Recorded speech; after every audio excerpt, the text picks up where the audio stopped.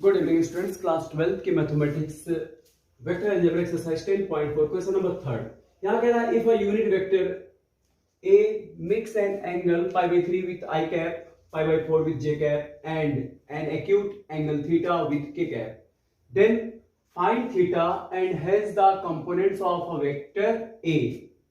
तो यहां पर कह रहा है, इसको एक रफ फिगर से आपको हम समझाने की कोशिश कर रहे हैं। कह रहा है कि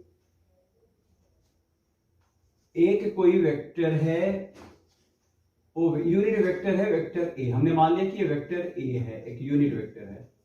और ये आई कैप का मतलब क्या, एक एक्स एक्सिस के अलॉन्ग एक यूनिट का वेक्टर। ये हो गया वाई, ये हो गया एक्स और ये हो गया जेड एक्सिस। तो ये वेक्टर ये है आई कैप, इसके साथ और ये यहां से ये हो गया जे कैप और ये हो गया के कैप।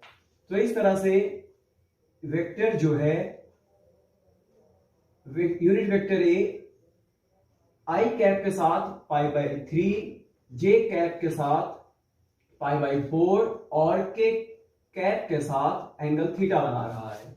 तो कह रहा है कि वेक्टर ए के कंपोनेंट्स आप बताइए और दूसरी चीज थीटा की वैल्यू निकालना है, यही यहां पर कह रहा है। तो ये रहा क्वेश्चन और इसके बाद इसको सॉल्व करते हैं। तो चलिए ये तो मान लेते हैं कि let x y and z be the components of unit vector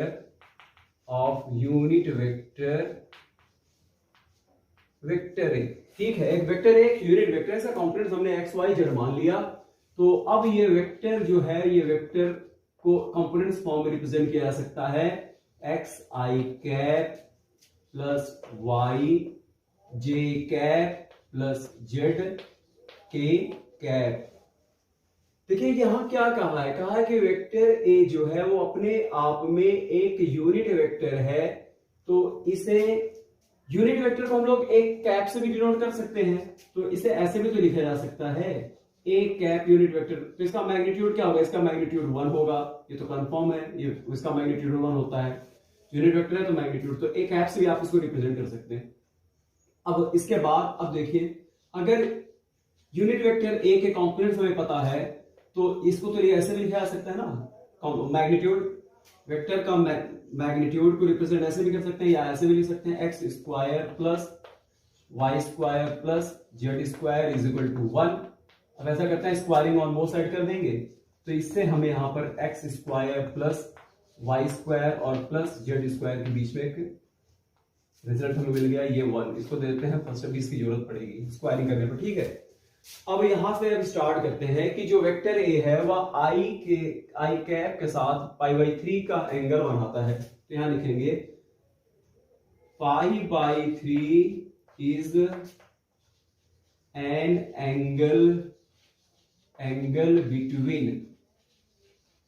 between A cap and I cap.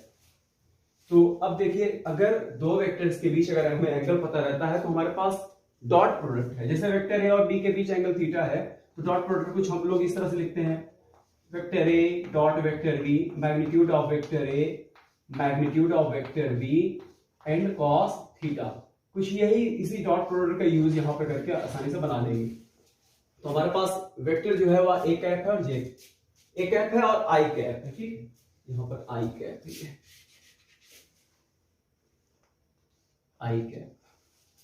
तो आइए इसको बना लेते हैं। देखिए A cap dot I cap, तो एंगल तो इसके बीच हमारे पास है, तो इसका क्या हो जाएगा, magnitude of A cap magnitude of J cap cos और पाई बाई 3, थीटा ये है पाई बाई 3, यहां लिख देंगे पाई बाई 3। अब ऐसा करते हैं, ए कैप का कंपोनेंट फॉर्म हमारे पास है, इसको लिखेंगे एक्स आई कैप प्लस वाई जे कैप प्लस जेड के कैप डॉट आई कैप। देखिए आई कैप जो होता है इसको ऐसे भी रिप्रेजेंट कर सकते हैं, आई cap plus 0 j cap plus 0 k cap, ऐसे भी रिप्रेजेंट किया जा सकता है। तो आई कैप की जगह पे लिखेंगे i cap plus 0 j cap plus 0 k cap. और अब यहां देखिए कॉस, देखिए i cap unit vector, i but यहां फिर भी आई कैप लिखना है, जे लिख दिया हमने, ये है आई कैप, ठीक, सही कर लेते हैं इसको। हाँ, तो देखिए ए कैप का मैग्नीट्यूड, इसका मैग्नीट्यूड 1 होगा, 1 होगा यूनिट वेक्टर ए भी, इसका मैग्नीट्यूड 1 होगा। और यहां कॉस 60 डिग्री, कॉस 60 डिग्री की वैल्यू, ये तो 1 हो जाएगा, ये 1 हो जाएगा, कॉस 60 की वैल्यू हाफ हो जाएगी। तो इसकी जगह पर cos 60 की वैल्यू हम लोग यहां पर लिख देंगे हाफ। अब चलिए इसका डॉट प्रोडक्ट करते हैं। तो i का i के साथ डॉट प्रोडक्ट जब करेंगे, i का i के साथ, तो 1 हो जाएगा और यहां केवल x लिखा जाएगा। अब देखिए j का j के साथ, तो कॉएफिशिएंट 0 हो गया, j और j 0 कर देगा, k और k का ये 0 मिलेगा, यानी x की वैल्यू हमारे पास आ गई एक 1/2। तो इस तरीके से हमने यहां पर निकाल लिया x की वैल्यू। अब x की वैल्यू को बाद में भी यहां पर रखेंगे, तो y की वैल्यू इसी तरह से निकालते हैं। अब चलिए यहां तक आप कॉपी कर लिए। अब इसके बाद इसी में से हम बना लेते हैं। फिर कहा है कि जो ये vector a, unit vector a vector a है, ये j के साथ में भी एक एंगल बना रहा है। j के साथ में क्या एंगल बना रहा है? j के साथ में π/4 का एंगल बना रहा है। तो अब इसको यहीं से चेंज करेंगे, नीचे अब फिर से लिखेंगे π/4 is an angle between a cap and j cap, ठीक है। और सब कुछ चेंज हो जाएगा, यहां पर भी क्या आएगा, यहां पर भी j हो जाएगा, यहां पर j हो जाएगा, और इस जगह पर भी j आ जाएगा, यहां पर भी j आ जाएगा, ऐसे करके।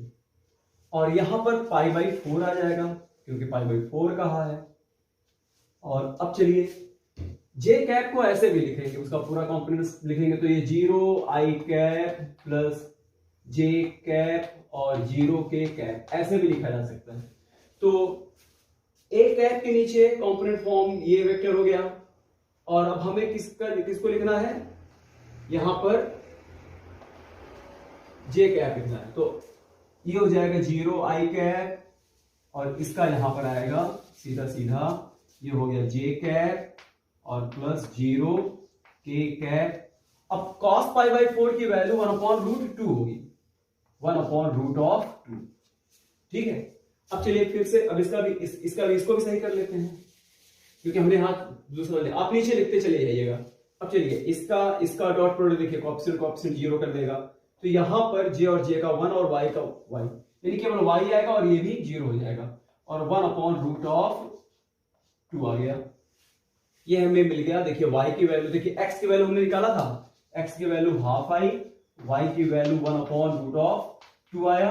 अब तीसरा कह रहा है यहां पर an acute angle theta, theta के साथ में, यहां पर जो एक्यूट एंगल बन रहा है, के साथ में क्या बन रहा है, एक्यूट एंगल थीटा बन रहा है। तो अब उसको भी आप इसके नीचे लिखेंगे, हम यहीं पर इसको लिख लेते हैं। अब तीसरा वाला देखेंगे, यहां पर लिखेंगे theta is an angle between A cap and के कैप, ठीक है, ए कैप एंड के कैप। इसको भी सही कर लेते हैं, यहां पर क्या कर लेंगे, के कैप कर लेंगे। तो ये हो गया के कैप, इससे पूरा लिखना नहीं पड़ेगा, जल्दी हो जाएगा सॉल्व। आप लोग नीचे लिखिएगा पूरा। और यहां पर एंगल कितना बन रहा है, एंगल यहां पर जो बन रहा है वो थीटा बन रहा है। चलिए हमने यहां पर थीटा कर लिया। अब यहां 0 हो जाएगा और यहां पर केवल के कैप आएगा, क्योंकि के कैप को ऐसे भी लिखेंगे ना, 0 i cap plus 0 j cap और केवल के कैप रहेगा। 1 यूनिट का है, 1 के कैप, ऐसे लिखा जाएगा। अब देखिए cos थीटा, भाई यहां थीटा है तो थीटा रख देंगे, थीटा है तो थीटा रखेगा, यहां cos थीटा ही रहेगा, cos थीटा। अब इसको सॉल्व भी कर लेते हैं, आइए इसको सॉल्व करते हैं। देखिए इसके साथ 0 कॉएफिशिएंट 0 हो गया, ये भी 0 हो गया, और यहां पर के कैप करके 1 आएगा, यानी z is equal to cos theta आएगा। तो इस तरीके से हमारे पास x की वैल्यू ये निकला, y की वैल्यू ये निकल गई, और z की वैल्यू cos थीटा आ गया। तो आप यहां तक समझ लीजिए। उसके बाद आपको यह है कि हमने यहाँ पर हमारे पास जगह कम है इसलिए हमने इसको इरेज किया। आप ऐसे एक एक करके नीचे लिखते जाइएगा। अब हम उठा करके इसकी वैल्यू यहां पर रखेंगे, किसकी, एक्स वाई और जेड की वैल्यू इक्वेशन नंबर 1 में रखेंगे। तो आप यहां तक कॉपी कीजिए, उसके बाद हम इरेज करके बताते हैं आपको। हाँ स्टूडेंट्स, अब आगे चलते हैं। हम यहाँ पर लिखेंगे putting the value of x y and z in equation first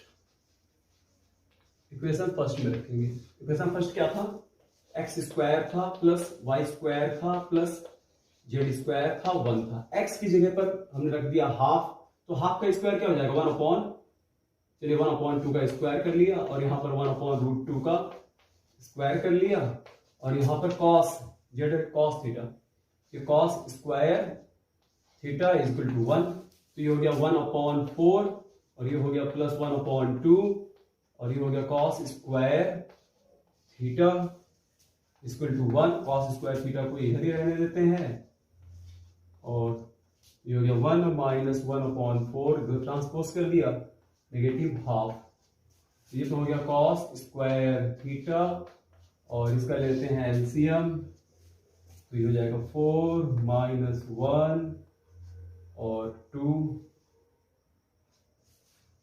तो इस तरह से कॉस स्क्वायर थीटा हमारे पास आ जाएगा, ये देखिए सबट्रैक्ट हो गया 3, 1/4 आएगा।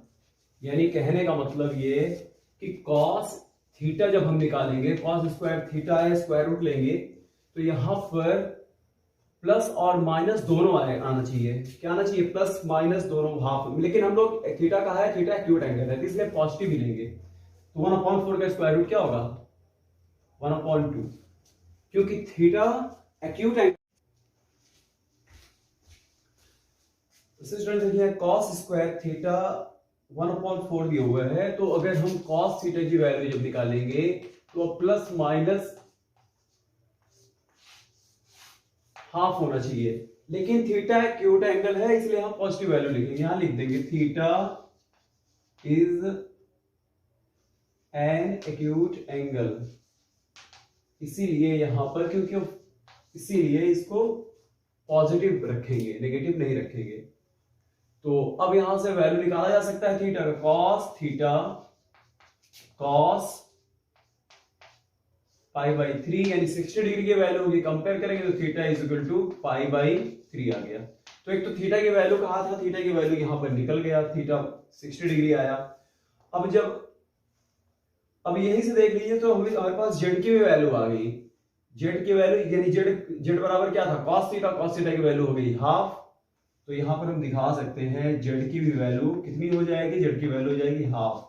तो यहां पर तो थीटा की वैल्यू एक तो निकल आया और उसके बाद अब यहां पर दिखाया जा सकता है कि इसके जो कंपोनेंट्स कहा है वेक्टर ए के कंपोनेंट जो है वो एक 1/2 और दूसरा होगा 1/√2 और तीसरा जो है वह है 1/2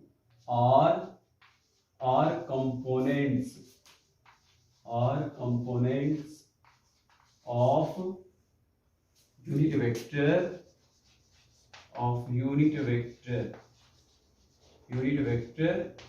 ए। तो इस तरह से इसके जो कंपोनेंट्स है तीनों कंपोनेंट्स हमें पता चल गया और ये थीटा भी पता चल गया। यही कहा था, तो एक अच्छी प्रॉब्लम है, थोड़ी लंबी है, तो आप यहां तक कॉपी कर लीजिए, उसके बाद आपको नेक्स्ट समझाएंगे। Thank you.